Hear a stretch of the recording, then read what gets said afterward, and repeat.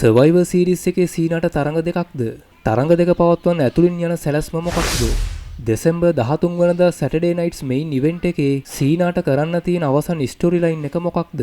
Cena දිනාගත් ඉන්ටර්කොන්ටිනෙන්ටල් championship එක පරදින්නේ කවද්ද? සහ කාටද? මේ හැම කරුණක් ගැනම අපි මේ වීඩියෝවෙන් කතා කරමු.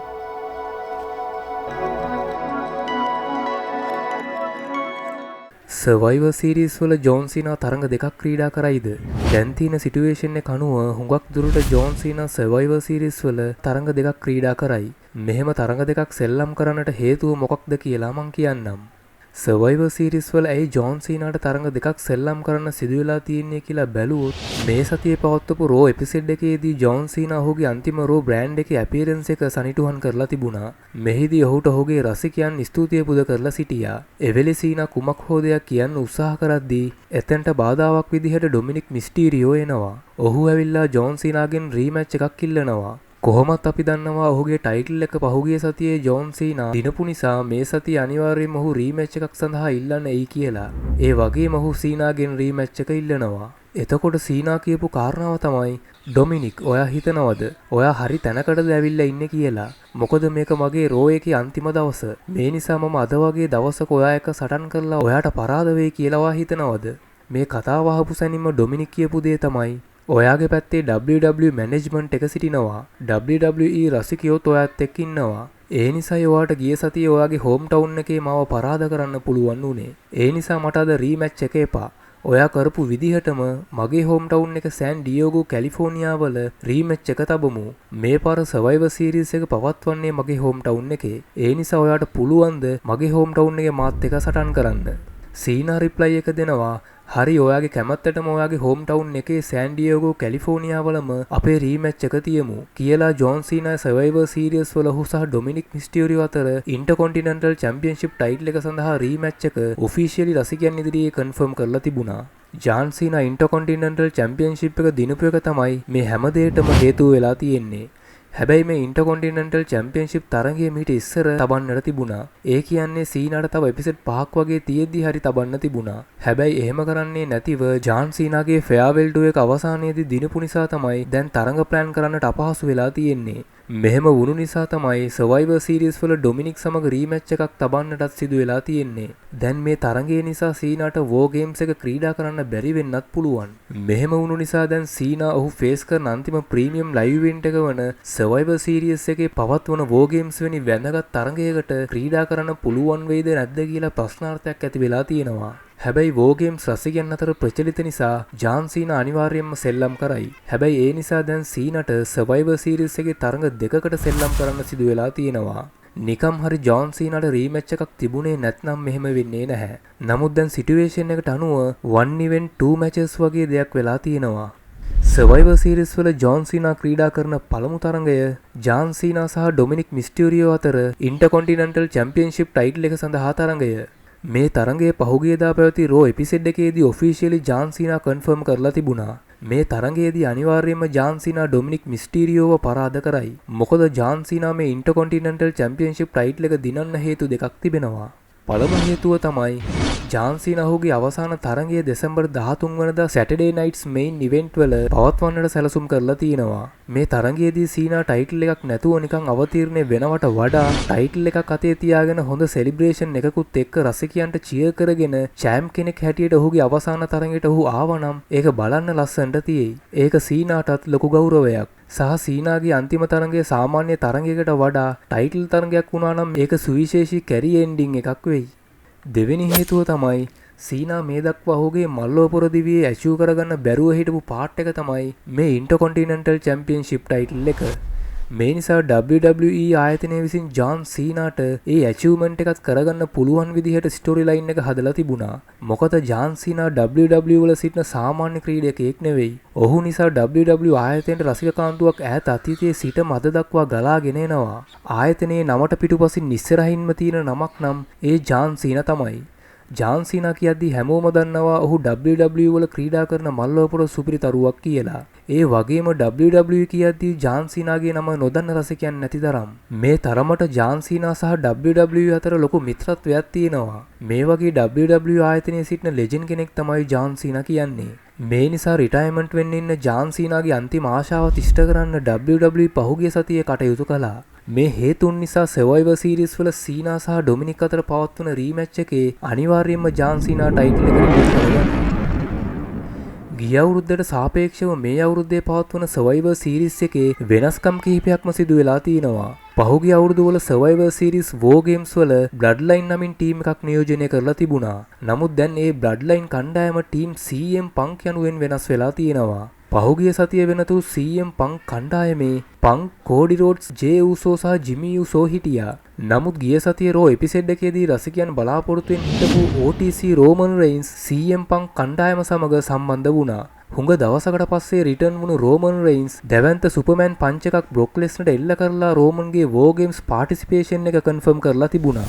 මොවුන්ගේ ප්‍රතිවාදී කණ්ඩායම තමයි The Team Vision. The Team Vision එකේ දැනටමත් බ්‍රෝන් Breakker, Bronson Reed, Logan Paul, ඩ්‍රූ මර්කින්ටයර් සහ බ්‍රොක් ලෙස්නර් ඉන්නවා. ගිය සතියේ රෝ එපිසෝඩ් එකේදී බ්‍රොක් ලෙස්නර්ත් සර්ප්‍රයිස් විදිහට රිටර්න් වෙලා ඔහුගේ වෝ ගේම්ස් කන්ෆර්මේෂන් එක දන්වලා තිබුණා. පහුගිය දවස්වල විෂන් කණ්ඩායම CM Punk, Jey Uso, Jimmy Uso සහ LA Knight අය සමග ගැටෙමින් සිටියා. විටින් විට මේ හතර දෙනාගෙන් කෙනෙක් ටීම් විෂන්ලට අහු වුණොත් එයාව බේරගන්න තව කෙනෙක් උදව්වට එනවා වගේ ස්ටෝරි ලයින් එක හදලා තිබුණා. හැබැයි ගිය වතාවේ වෙනදට සාපේක්ෂව ඒක අනිත් පැත්තට සිද්ධ වෙලා තිබුණා. Paul Heyman, Bron Breakker, Bronson Reed, Logan Paul සහ ඩ්‍රූ මර්කින්ටයර් රින් එකට ඇවිල්ලා පෝල් හේමන් මේ එක් රෙස්ලර්ස්ලා ගැන වර්ණනා කරන්න පටන් ගත්තා. ඒ වෙලාවේ ඉස්සෙල්ලම පංක් එන්ට්‍රි වුණා. ඊට පස්සේ පෙලින් පෙළට ජිමි, ජේ සහ කෝඩි රෝඩ්ස් එන්ට්‍රන්ස් එකට ආවා. මොවුන් හතර දෙනා එකතු වෙලා රින් එකට දුවගෙන ඇවිල්ලා The Team Visionලට ඇටැක් කරන්න පටන් ගන්නවා. මේ වෙලාවේ තමයි බීස්ට් ඉන්කානෙට්ගේ රිටර්න් එක සිදු වෙන්නේ. ලෙස්නර්ගේ ටීම් එක ප්ලේ වෙනවත් එක්කම ක්‍රීඩාලෝලින් පුදුමයට පත් කරවමින් එතනට බ්‍රොක් ලෙස්නර් රිටර්න් වෙනවා.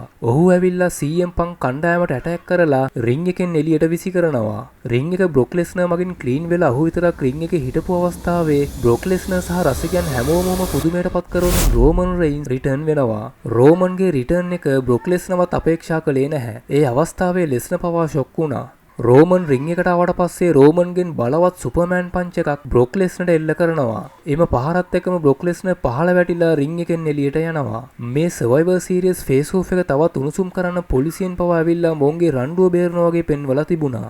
මේ වගේ උණුසුමක් එක පැත්තක තියෙද්දී රසිකයන්ගේ බලාපොරොත්තුව තමයි වෝ ගේම් සඳහා රෙස්ලර්ස්ලා තමන්ගේ පාටිසිපේෂන් එක කන්ෆර්ම් කරද්දී ජාන් සීනා ඔහුගේ වෝ ගේම්ස් කන්ෆර්මේෂන් එක කවද දෙයිද කියලා රසිකයන් අතර ලොකු අපේක්ෂාවක් තියෙනවා. නමුත් තවමත් සීනාගෙන් වෝ ගේම්ස් පාටිසිපේෂන් එකක් ඔෆිෂියලි තහවුරු වෙලා නැහැ. සමහර විට සීනාගේ පාටිසිපේෂන් එක වෝ ගේම්ස් සිදු වෙනකම්ම සර්ප්‍රයිස් විදිහට තබන්නට පුළුවන්. සීනාගේ වෝ ගේම්ස් පාටිසිපේෂන් එක සීක්‍රට් එකට තබාගෙන විෂන් පිරට ක්‍රීඩකයන් 6 දෙනෙක් සෙට් කරලා පංක් කණ්ඩායමට දැනට ඉන්න රෙස්ලර්ස්ලා 5 දෙනා පමණක් තබාගෙන එක්කෙනෙක් අඩුයි කියලා පෙන්වලා ඒ අඩු තැනට කවුරු වෙයිද කියලා රසිකයන් හිතන විදිහට පංක්ගේ පිළ හදයි. ඊට පස්සේ වෝ ගේම්ස් වල කෙලින්ම සීනා සර්ප්‍රයිස් එන්ට් එකක් දෙන විදිහට WWE සැලසුම් කරන්න පුළුවන්. මේ දක්වා WWE වල එකිනෙකාට හැම වෙලේම ඇගේන්ස්ට් එකට හිටපු ලෙජන්ඩ්ලා දෙන්නෙක් තමයි සීනා සහ CM Punk.